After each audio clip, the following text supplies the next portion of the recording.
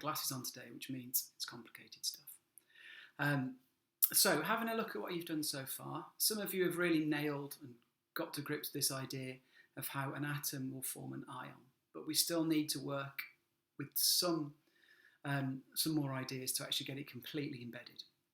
What we're going to have a look at today is how different groups in the periodic table will form different ions and the reason for that. So we'll do a little bit of recap at the beginning of the video and then move through those different ideas.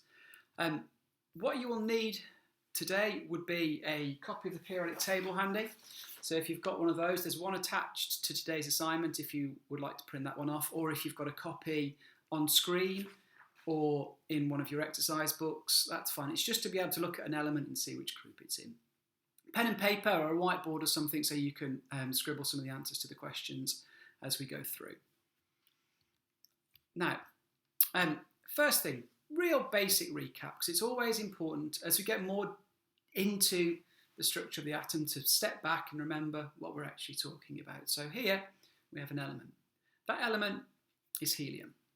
We can see it's helium because it has 2 protons. So we look at the periodic table, find out which element has 2 protons or a proton number or an atomic number of 2, and we can see it's helium. It has 2 neutrons. So with those 2 protons and 2 neutrons in the nucleus, that will give it a mass of 4. So we can double check and look at the mass number, and we can see on the periodic table as well that helium has a mass number of 4. We can also work out how many electrons it has, because an atom will always have the same number of protons as electrons.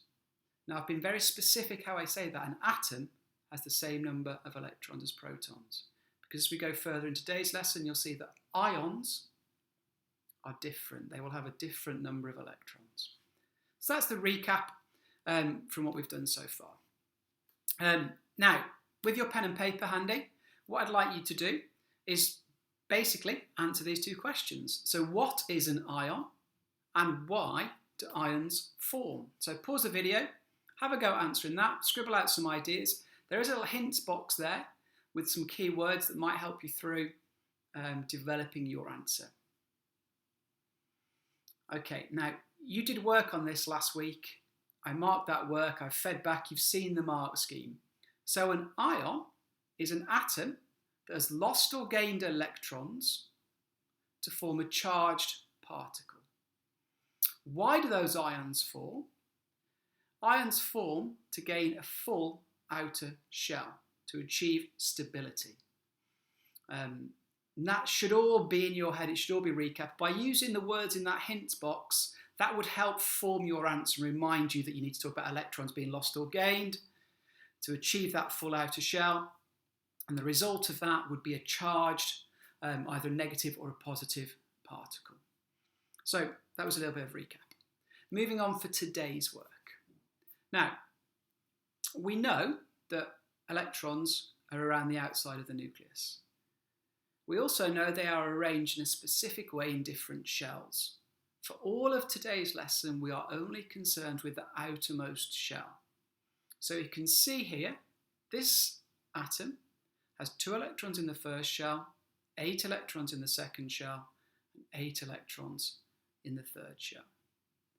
Now, we are just looking at that outermost shell. So all of the work we look at in the next set of slides is just about the outermost shell of electrons. To recap even more, why do those different atoms form and how do they form? So what do those different ions form? Look at magnesium. Magnesium has 12 electrons. It has 2 electrons in its outer shell. Now, to become stable, it could lose 2 electrons, so it would go down to its next shell, which would be complete, or it could gain 6 electrons. Magnesium will lose 2 electrons. Because it's lost 2 electrons, it now has 2 extra positive charges, which will result in a positive 2+ charge. If that still isn't sinking in, go back to the videos from the previous lessons, watch my ones, watch the ones we've linked to on YouTube, and that should really start to embed it. But just looking at that drawing, that should help form your ideas, but we're going to look at that in more detail today as well. Looking at a negative ion now, so sulfur. Sulfur has 16 electrons, so it has 6 electrons in its outer shell. That's not stable. So to become stable, it could lose all 6 and go back down to its next electron shell, which would be complete, or it could fill up electrons and gain 2 electrons to become an outer shell. Now, atoms will always do what requires the least amount of electron movement. So 2 electrons will be gained, forming a 2- charge, because we still have our 16 protons, but now we have an extra 2 electrons. So we've got an extra -2 charge. And again, that was last week's work. We've gone through those, you've seen those slides before, so you should be okay with those ideas. Now what we're going to start doing is linking the ideas of ion formation into the periodic table.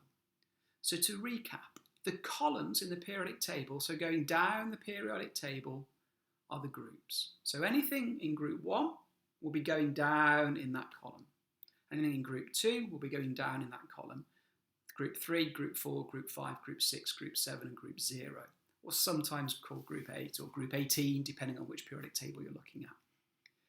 The blue part of my periodic table in the middle, they're the transitional elements. They will behave slightly differently and won't follow the same kind of patterns that we're talking about today, so we won't be looking at those specifically today.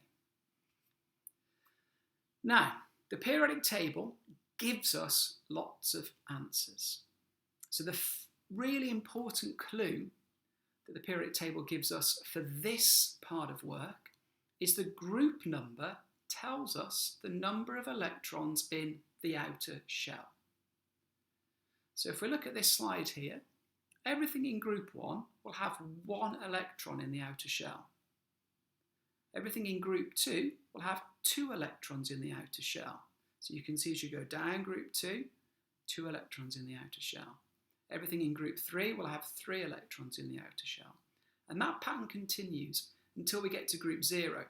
Group 0 is sometimes called group 8 because it has a complete outer shell. So those elements will have a complete outer shell. That's really important to have at the back of your head because that's a huge clue as to how we deal with the next part of this work.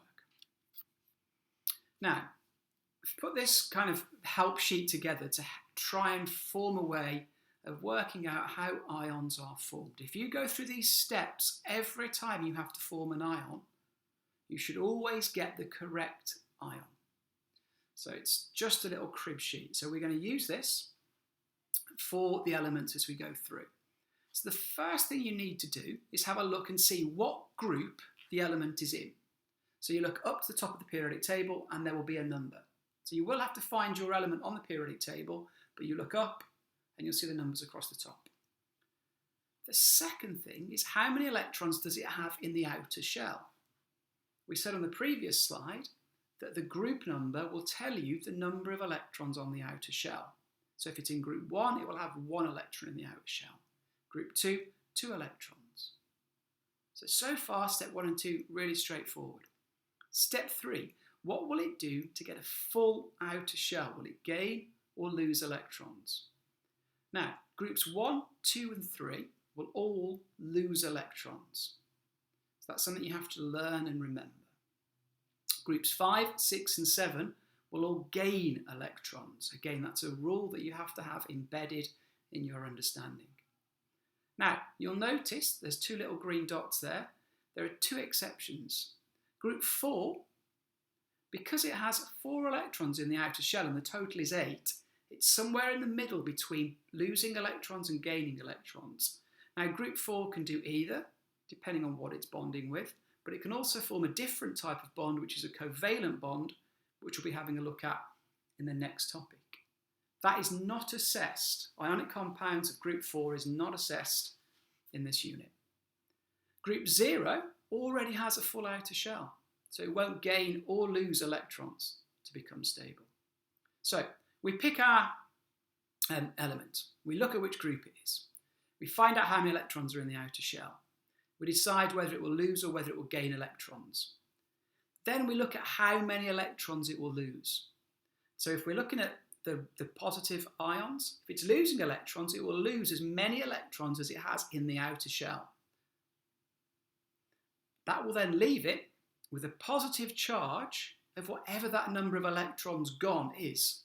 So if it's lost 1 electron, it will form a 1 positive charge, or just a plus. If it's lost 2 electrons, a 2 positive charge, so a 2 plus. 3 electrons, a 3 plus. If it's in groups 5, 6 or 7, it will gain electrons. So in this case, it will gain the number of electrons it needs to get up to a complete shell of 8. So if it's in group 5, it will gain 3 extra electrons. That will give it a 3 minus charge. If it's in group 6, it will gain 2 electrons, giving it a 2 minus charge. And if it's in group 7, it will gain 1 electron, giving it a 1 minus charge. So that little flowchart there should help you with any ion formation as we're going through. So we're going to look at each group in particular and try and use this crib sheet to help us through the ion formation.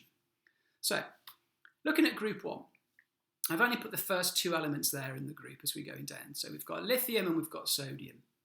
So what group is the element in? We know it's in group 1, so we look at the periodic table and we go up and we check and see what number's at the top. How many electrons does it have in its outer shell? Well, we can see on the diagram there it's 1, but we also know because it's group 1 it will have just 1 electron in the outer shell. Now, to get a full outer shell, because it's in group 1, we look at the red section, we know it will lose electrons. How many electrons will it lose? It will lose just 1 electron, and that will result in a positive charge.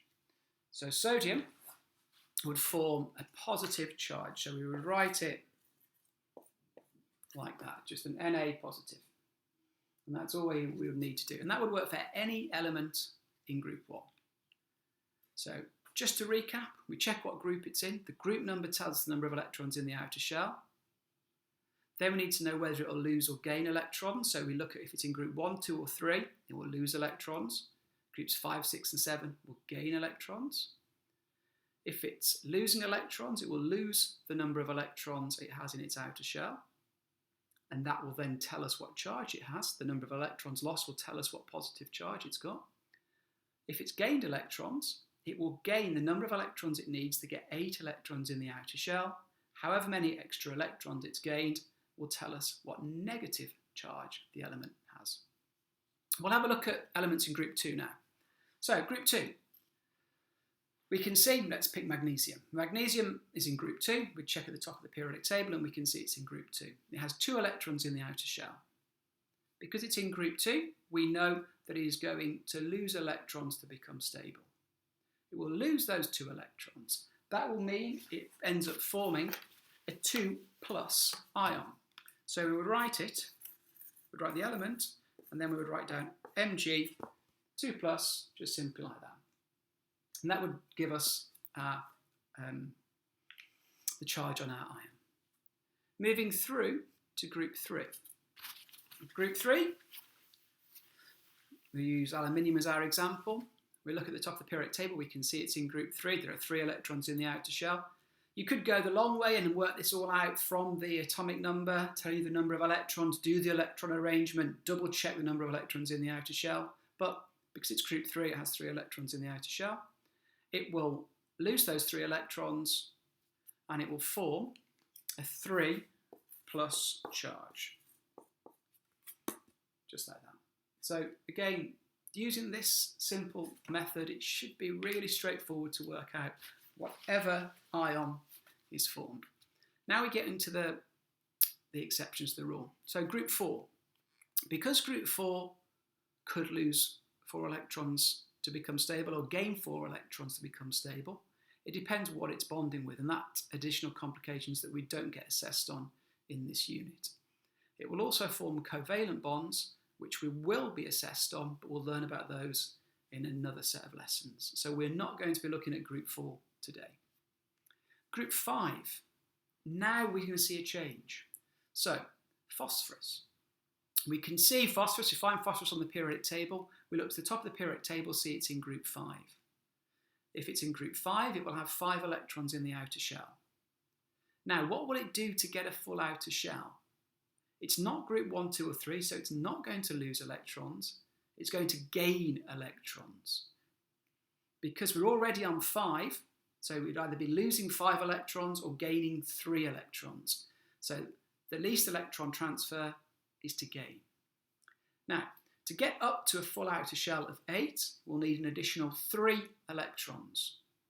So that will give us a charge, if we're going to pick phosphorus as our example, of a 3- charge. Again, hopefully if you're following this through, it should be really, really straightforward. Group 6, so we'll pick oxygen as our example, because that's often used. So we can look at oxygen, we find it on the periodic table, we look up to the top of the periodic table, we can see it's in group 6. We know there are 6 electrons in the outer shell. That means to get a full outer shell, it's going to gain some electrons. Rather than losing those 6, it will only need to gain 2, so it will gain 2 electrons. Because it has 2 extra electrons, it is going to have a negative charge of -2. And then the same trend continues when we look at group 7. So if we look at chlorine, for example, chlorine is in group 7. It has 7 electrons in the outer shell. It needs to gain electrons to become stable. It only needs to gain 1 electron, so that'll be 1 additional negative charge. So chlorine will form an ion which is Cl-. So hopefully using that set of rules, you should be able to work out any element that you're going to get assessed on as to which ion it will form. Group 0, if we look at those illustrations there, already has a complete outer shell. So group 0 does not form ions because it has a complete outer shell and it is already stable. So no ion formation in those examples there. That's the copy of the periodic table should you need it later on. There's a copy of that if you want to have that stuck in with your notes. It will help you through when you're thinking through how your ions are formed. So the assignment I'm going to give you today will be looking at those different groups and how they're formed. I will also put the mark schemes on for last week's work, so you can go back and check and mark those ones yourself because some of you have done different activities. We'll move on to looking at ionic compounds in the next couple of lessons, and that means we should have finished ionic bonding before half term, so we'll be able to round off that and then look at covalent bonding after half term for the next part of the set of lessons. So check the assignment, do all the activities, and I'll have another video feedback for you ready for Friday. Okay, thank you.